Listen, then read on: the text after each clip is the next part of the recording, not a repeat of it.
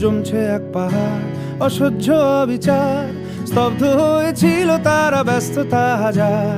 তাই যে নাই খেয়াল পেছনে দেয়াল, যে যেমন সে নিচ্ছি মেনে নাম দিয়ে কপাল। কেউ মরণ কাল, কেউ ভয়ে কাতর, কেউ বাণীর উপায় বা সহায় হয়ে পাথর। আর কবে, আর কবে, আর কবে, আর কবে, আর কবে, আর কবে, আর কবে কণ্ঠ শক্তি পাবে?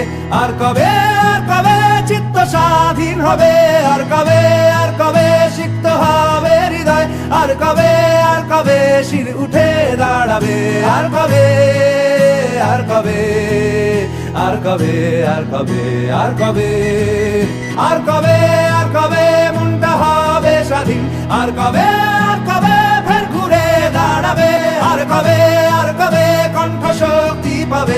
আর কবে, আর কবে চিত্ত স্বাধীন হবে? আর কবে, আর কবে সিক্ত হবে হৃদয়? আর কবে, আর কবে শির উঠে দাঁড়াবে? আর কবে, আর কবে,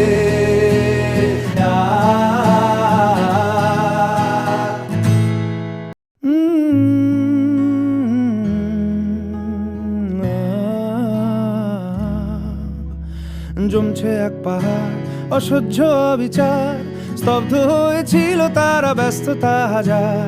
তাই যে নাই খেয়াল পেছনে দেয়াল, যে যেমন সে নিচ্ছি মেনে নাম দিয়ে কপাল। কেউ মরণ কাল, কেউ ভয়ে কাতর, কেউ বাণীর উপায় বা সহায় হয়ে পাথর। আর কবে, আর কবে, আর কবে, আর কবে, আর কবে, আর কবে, আর কবে কণ্ঠ শক্তি পাবে?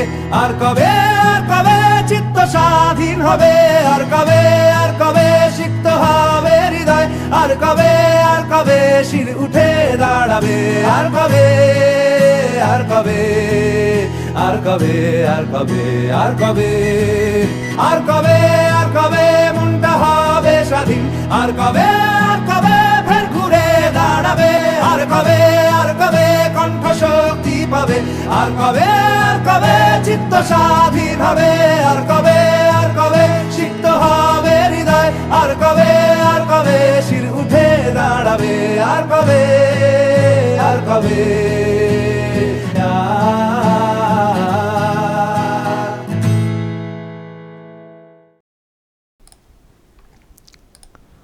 আর কবে?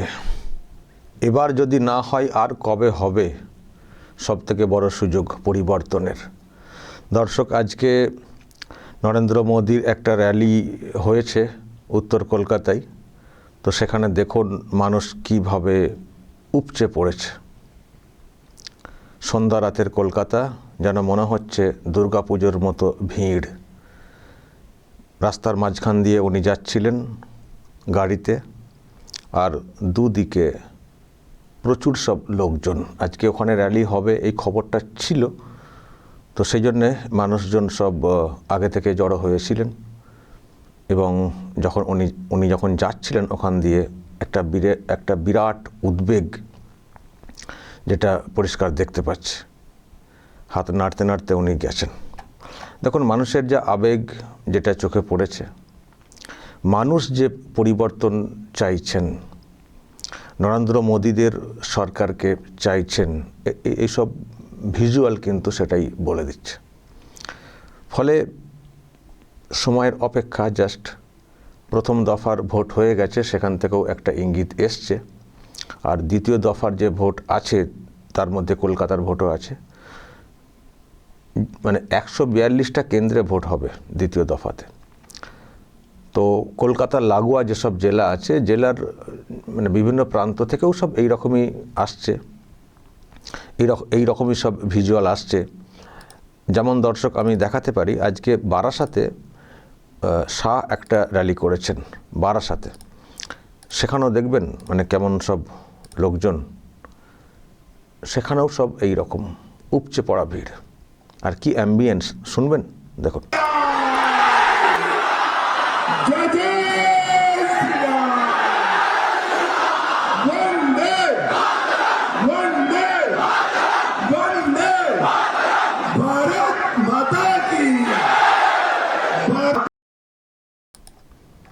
এইরকম আরও অন্যরা যারা সব এসেছেন, র্যালি করছেন।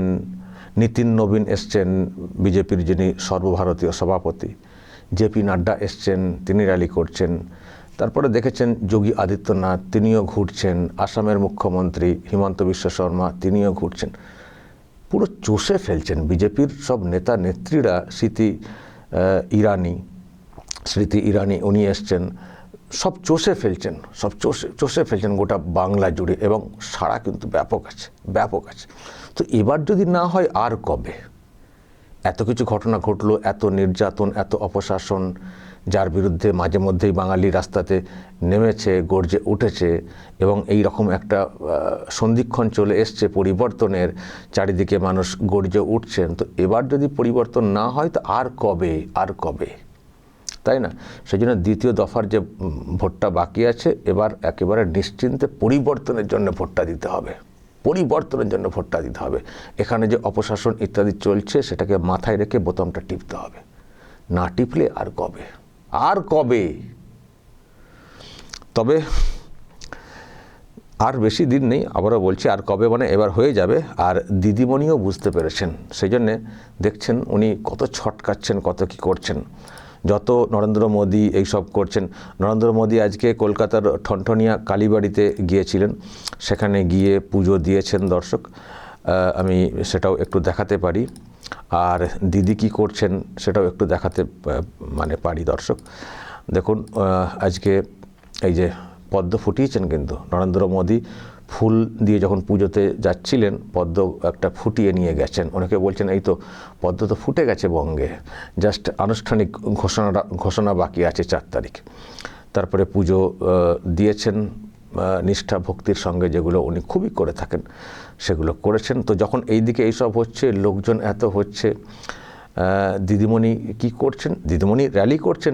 র্যালিতে তো লোকজন সে অর্থে হচ্ছে না, আপনারা দেখছেন। তো আজকে দেখলাম আরও একটা নাটক বলবেন নাকি ওটাই করতে হবে আগামী দিনে, জানি না। এই হচ্ছে বাজার করছেন দিদিমণি, বাজার করছেন, সবজি কিনছেন।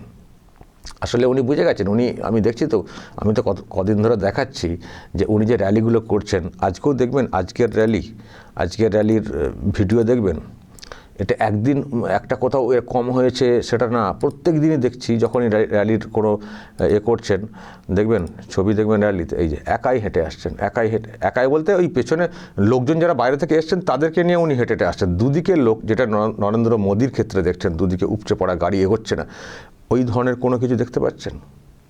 নেই, মানুষের আর সাড়া নেই দিদির প্রতি।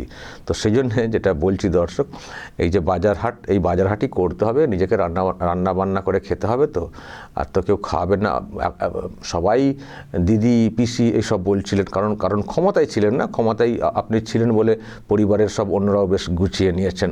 তো ক্ষমতা চলে গেলে যে কী হাল হবে আমি জানি না। সত্যি ওই লেক মার্কেট বা ওই যদুবাবুর বাজার আছে, বা আরও যেগুলো আছে আর কি ওইদিকে, সেখানে সত্যি উনি নিজের থেকে বাজার করতে আসবেন কিনা কে জানে। একটা হয়তো সিকিউরিটির সঙ্গে থাকবেন, পুলিশের লোক, যেহেতু মুখ্যমন্ত্রী ছিলেন, তো প্রাক্তন হিসেবে হয়তো একজন পুলিশকর্মী থাকবেন সাথে, আর আস্তে আস্তে উনি বাজার করতে আসেন। মানে এই রকম দৃশ্য না অল্প কিছু দিনের মধ্যে দেখতে হয়। হয়তো উনি এটা রিহার্সাল করছেন আর কি। হয়তো উনি ভাবছেন যে আমি জনসংযোগ তৈরি করছি, মানুষের সঙ্গে মিশছি, বাজার করছি, জনসংযোগ না, এটা আপনার রিহার্সাল হচ্ছে। কারণ আগামী দিনে এটাই কিন্তু করতে হবে আপনাকে। আপনার ধারে পাশে আর কাউকে দেখতে পাবেন না। আর ওই ববি, যাকে সঙ্গে নিয়ে সবসময় ঘোরেন, ববিরও কোনো পাত্তা পাওয়া যাবে না। দর্শক বলবেন, এইসব তো দেখছেন, আর ওদিকে নরেন্দ্র মোদীর যে র্যালি দেখছেন, উপচে পড়া ভিড়, আর যে গানটা শুনলেন, আর কবে বলুন, আর কবে হবে পরিবর্তন? আপনারাও কি সব নিশ্চিত হয়ে গেছেন যে 4 তারিখেই সুখবরটা চলে আসবে? অবশ্যই দর্শক বলবেন, এবং যারা দেখছেন শুনছেন তাদের জন্য যদি আপনাদের কোনো বার্তা থাকে পরিবর্তনের জন্য, অবশ্যই কমেন্টে লিখবেন। যা বলার বলবেন কমেন্ট বক্সে। নজর রাখবেন আরামবাগ টিভিতে।